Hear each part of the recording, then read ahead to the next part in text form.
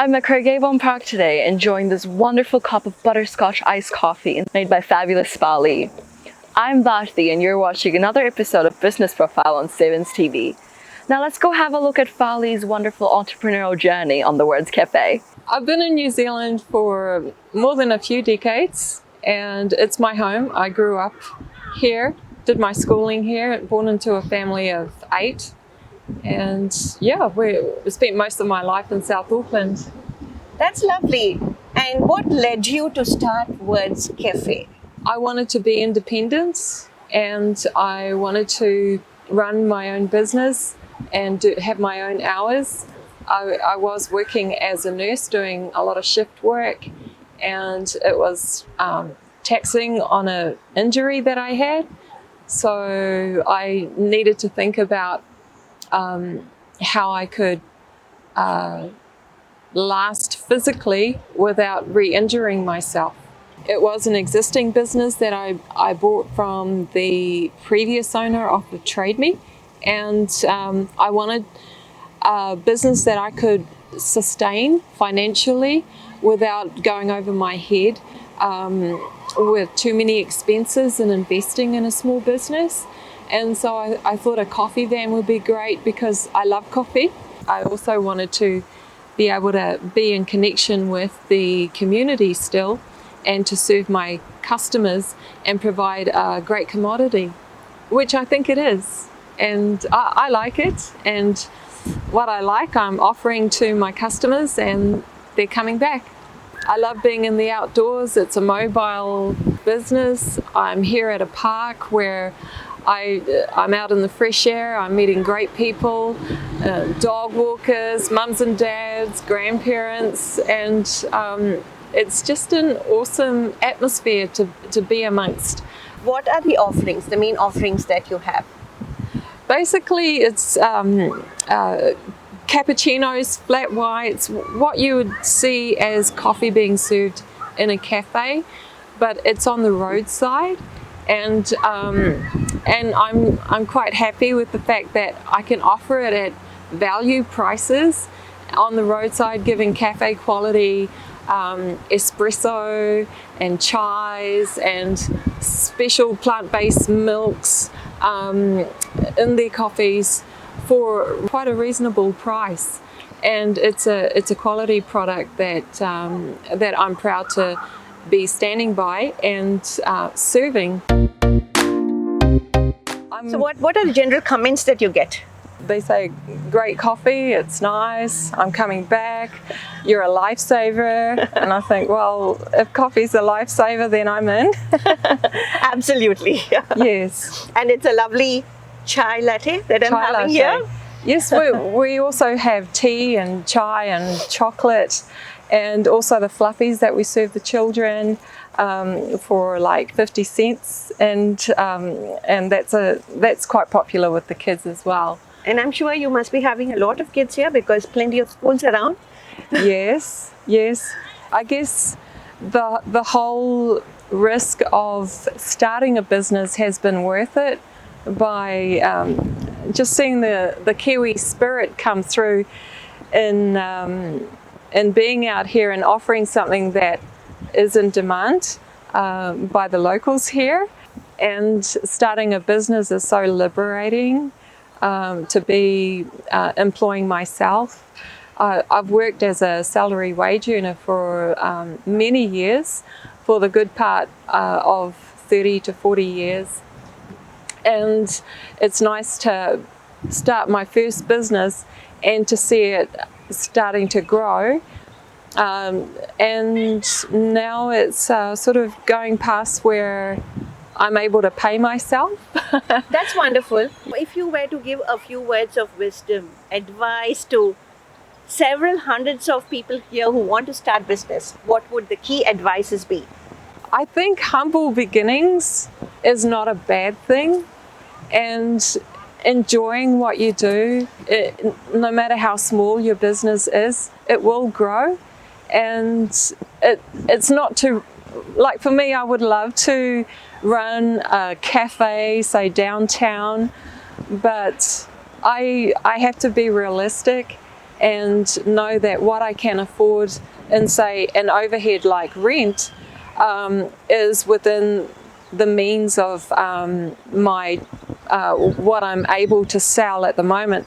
I think this is important when anybody wants to start a business, set a very realistic goal. Definitely. And in that way you won't, I don't think you'd go far wrong or get into trouble early. Like for instance, I wanted to buy another business, but I think in hindsight now I'm glad that I didn't, because I had the funds that I would have paid into that other business, that second business, to actually live on for 8.5 months. I didn't expect that. So expecting the unexpected with with savings that you can have for those sort of emergencies or situations will help you be successful in starting off on the right foot.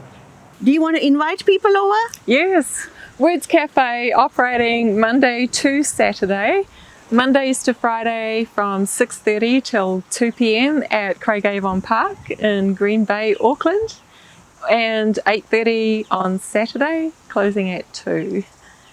Yes. Most welcome, and see you all soon. And thanks, Fale, for this journey of yours. You're welcome.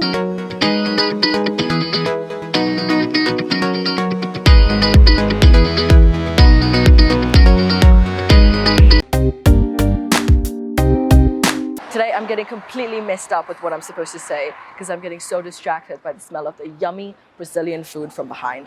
And fortunately, we're gonna meet the Brazilian family running Kika's kitchen. So let's go and meet them. It's great to have you on the show, and it's amazing to see a family working together, and even better to see Brazilian food in New Zealand. I'm sure y'all would have had a very exciting and interesting journey. So my name is Thiago, but you can call me T. That's Tyan, my daughter, and we have as well on our team, which is the backbone, is Anna. She's the mother of the house. So we started off as kind of just a friend-to-friend thing, and then it was mouth to mouth, you know, if someone went to a party and then they found our cake, and then, you know, it was something like that. And then there was a point in time where we just decided that we wanted to expand that a bit and start getting into the community. We're offering this Brazilian food, and it's something that you normally not going to get here. Yeah. We know in West Auckland doesn't have any like us. We have our food trailer as well as our catering business at home. So our catering business, we do things for parties, we do things for events, and that is all kind of on Anna's side, on my mom's side. Otherwise, our main attraction is our food trailer, which we do our snacks, and we have Brazilian barbecue, which is all things that isn't really found True.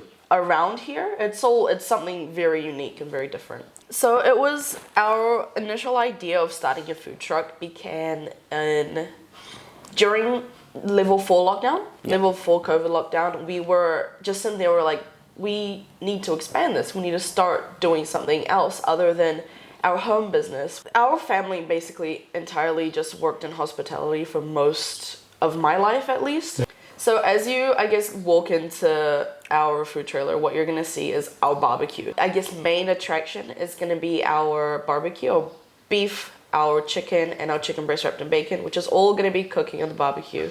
And then that is going to be served with rice and things like that. And then otherwise we have all of our handmade goods, which is our sweets. We've got each week we will differentiate on our sweets. Sometimes we'll have cake, sometimes we'll have chocolate. It'll all kind of differ. But we always will have our pudding, which is our caramel flan. Yeah. Then we have my mom's snacks, the salgadinhos, as we would call them in Brazil. So they're all this dough that's shaped and then filled with either chicken, prawns, mince, or ham and cheese. And then and then we'll coat them in breadcrumbs and deep fry them. And that's basically our trailer menu. Of course, when we open up as a flag of Brazilian food and Brazilian cuisine, we expecting for sure Brazilians to show up. Yeah.